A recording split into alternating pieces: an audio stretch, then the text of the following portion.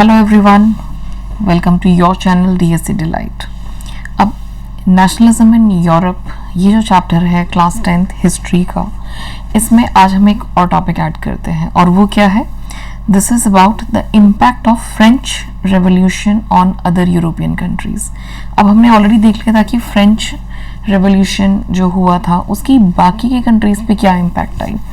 अब ये है ड्यूक मेटरनिक, इनके बारे में भी कुछ चीज़ें इसमें हम डिस्कवर करेंगे।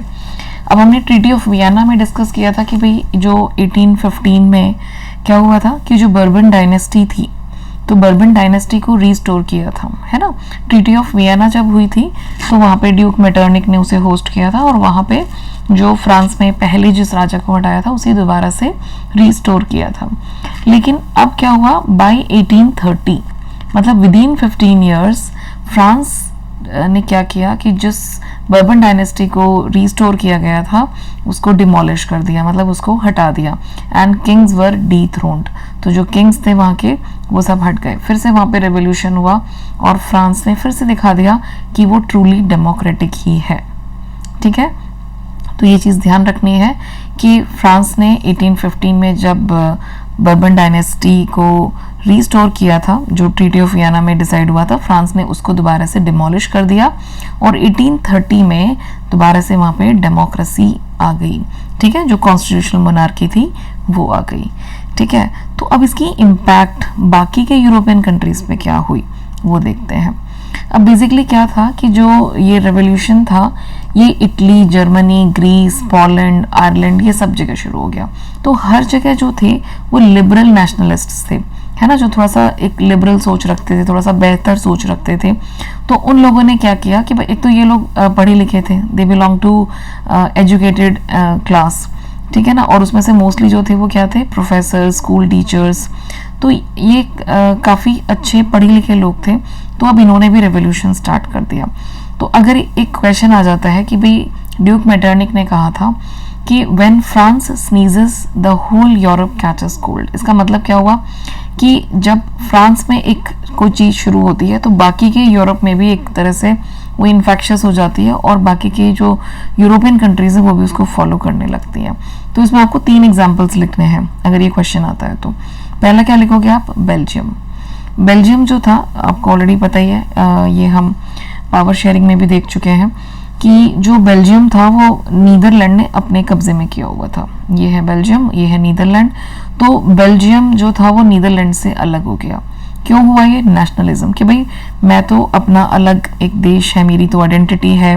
तो this Belgium broke away from Netherlands. तो ये सब किसकी वजह से हुआ? क्योंकि रेवोल्यूशन हुआ था फ्रांस में, है ना। जैसे फ्रांस ने मोनार्की को हटा के फेंक दिया, उसी तरह से अब ये जो कंट्रीज हैं ये भी नेशनलिस्ट एक मूवमेंट ये स्टार्ट कर चुके थे। ठीक है, तो बेल्जियम, नीदरलैंड्स, ये सब यूरोपियन कंट्रीज ही हैं। ओके, अब एक और इसमें एग्जांपल आप ऐड कर सकते हो, वो है ग्रीस।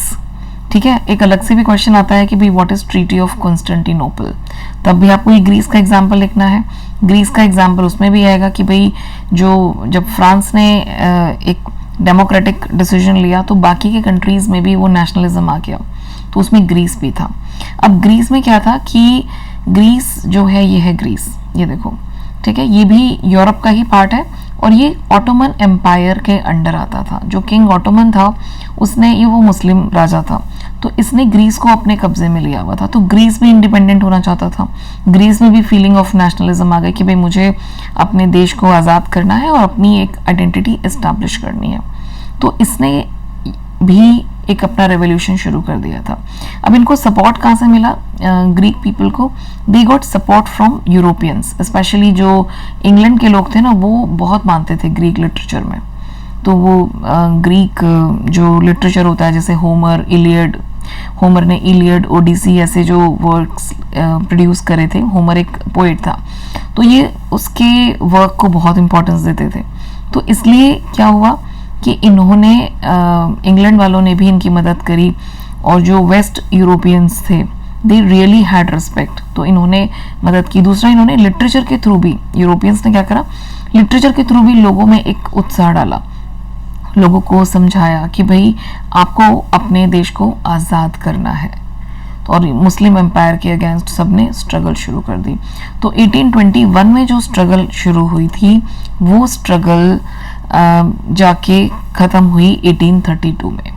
तो 1832 में एक ट्रीटी साइन हुई, ट्रीटी ऑफ कॉन्स्टेंटिनोपल। ठीक है, इस कॉन्स्टेंटिनोपल ट्रीटी में Greece was declared as an independent nation. तो ग्रीस भी आज़ाद हो गया। अब जो ऑटोमन एम्पायर है उसके अंडर से ग्रीस इंडिपेंडेंट नेशन बन गया। ठीक है, तो दिस इज अगेन नेशनलिज्म। ठीक है, तो जो अलग अलग कंट्रीज हैं उन्होंने क्या किया, they started revolution, they wanted their own country, उन्हें अपनी कंट्री चाहिए थी। राइट, तो ये है। और हाँ, इसमें लॉर्ड बायरन का भी कई बार आ जाता है छोटा सा रेफरेंस। लॉर्ड बायरन जो है ना, ये इंग्लिश पोइट था, तो इसने भी बहुत सारे फंड्स ऑर्गेनाइज किए थे इसके लिए, ग्रीस के लिए। ये इंग्लिश पोइट था लेकिन ये कहीं ना कहीं बहुत रिस्पेक्ट करता था, जैसे मैंने आपको बताया। तो ये भी गया था वॉर लड़ने के लिए, लेकिन he died of fever in 1824। तो ये 1824 में ही मतलब ही हैड डाइड, लेकिन फिर भी इनका कंट्रीब्यूशन तो था ही। ठीक है, अब इसमें एक लास्ट एग्जांपल हम और लिखेंगे, वो है पोलैंड का। तो पोलैंड ने क्या किया था, पोलैंड बेसिकली 1830s में ही ये रशिया ने इसके ऊपर कब्जा कर लिया था। तो पोलैंड जो था वो पूरा आ गया था रशिया के अंडर। तो जिसकी वजह से ये जो पूरा पोलैंड है ये रशिया ने कब्जा कर लिया था। तो रशिया ने क्या कहा कि अब आप अपनी पॉलिश लैंग्वेज छोड़ दो and you have to use our language, है ना, कि भाई अब हमारा राज है तो आपको रशियन लैंग्वेज ही यूज़ करनी है। तो अब पोलैंड के लोगों ने काफ़ी आर्म्ड रिबेलियन भी करा। आर्म्ड रिबेलियन मतलब भाई बंदूकों से और हर तरह से इनको अपोज करा, लेकिन बेचारों की चली नहीं, क्योंकि भाई रशिया तो बहुत बड़ा एम्पायर था। तो रशिया ने वो जो इनका रेवोल्यूशन था उसे क्रश कर दिया। लेकिन फिर भी इन्होंने एक चीज़ जारी रखी, वो चीज़ बहुत बढ़िया थी। वो क्या थी कि यहाँ के जो बिशप्स वगैरह थे, जो प्रीस्ट थे, जो चर्च में होते हैं ना फादर्स वगैरह, उन्होंने मना कर दिया कि भैया हम तुम्हारी लैंग्वेज नहीं यूज़ करेंगे, रशियन लैंग्वेज हम यूज़ नहीं करेंगे। जब हमारे चर्च में कोई भी आएगा ना तो हम तो अपनी जो पॉलिश लैंग्वेज है उसको ही यूज़ करेंगे। तो इनके लिए लैंग्वेज क्या बन गई, एक सिंबल बन गई कि भैया हम अपनी लैंग्वेज के थ्रू अपनी स्ट्रगल दिखा रहे हैं अगेंस्ट रशियन डोमिनेशन, कि हम तुम्हारा डोमिनेशन नहीं बर्दाश्त करेंगे। इसके लिए इन प्रीस्ट को मारते पीटते थे, उनको मतलब फांसी की सज़ा सुना देते थे या फिर उनको बाहर निकाल देते थे, but they did not give up. तो इसे कहते हैं अपने देश के लिए प्यार, नेशनलिज्म। ठीक है, यही चीज़ तुम एक पूरा चैप्टर पढ़ोगे अभी नेशनलिज्म इन इंडिया, उसमें भी वो चीज़ आपको समझ आएगी कि अपने देश के लिए लोग मरने को भी तैयार हो जाते हैं। तो दिस इज़ कॉल्ड नेशनलिज्म, कि भाई मेरा देश, मुझे अपने देश की आइडेंटिटी को बरकरार रखना है। और उसमें जो लैंग्वेज होती है वो एक बहुत ही इम्पॉर्टेंट रोल प्ले करती है। तो हमेशा अपनी लैंग्वेज को हमें बहुत ही प्यार से संजो के रखना चाहिए और never lose control over it, that's very important. ठीक है, तो एक बार इसको फटाफट से समराइज कर लेते हैं व्हाट वी हैव डन।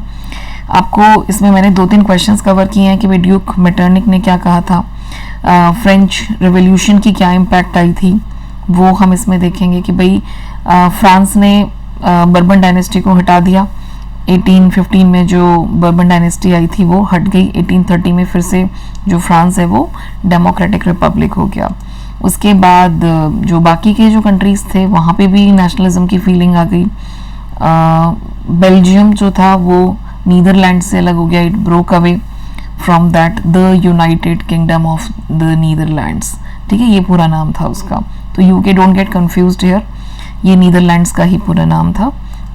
उसके बाद ग्रीस किससे आज़ाद हुआ, मुस्लिम एम्पायर, पूरा एक मुस्लिम एम्परर था ऑटोमन, तो वो ऑटोमन एम्पायर को इसने हरा के ग्रीस इंडिपेंडेंट हो गया। 1832 में ट्रीटी ऑफ कॉन्स्टेंटिनोपल साइन हुई थी, ठीक है, जिसमें ग्रीस एक इंडिपेंडेंट नेशन बन गया था। इंग्लिश पीपल ने बहुत हेल्प की थी इनको थ्रू लिटरेचर, उन्होंने बहुत अवेयरनेस फैलाई थी। फिर लॉर्ड बायरन जो था वो एक पोएट था, लेकिन इसने भी काफ़ी फंड्स इकट्ठे किए थे, काफ़ी मदद की थी ग्रीस की। ठीक है, तो ये हो गया। तो पहले हमने देखा बेल्जियम, फिर उसके बाद देखा हमने ग्रीस, और एक एग्जाम्पल और याद रखना है, वो है पोलैंड। ठीक है, तो पोलैंड रशिया के अंडर आ गया था, लेकिन वहाँ पे जो ये रशियंस थे, इन्होंने इम्पोज करी अपनी लैंग्वेज और पॉलिश लैंग्वेज को बिल्कुल ख़त्म कर दिया। लेकिन जो वहाँ के बिशप्स थे, प्रीस्ट थे, उन्होंने रिवोल्ट किया था कि नहीं, हम तो अपनी ही लैंग्वेज यूज़ करेंगे लोगों को जब हम सर्मन्स देते हैं, जो हम उन्हें सिखाते हैं उसके लिए। ठीक है, तो ये थी इम्पैक्ट फ्रेंच रेवोल्यूशन की, जो बाद में भी हुआ, 1830s में भी जो हुआ। ठीक है, सो इस वीडियो में इतना ही। See you in the next video. Bye everyone.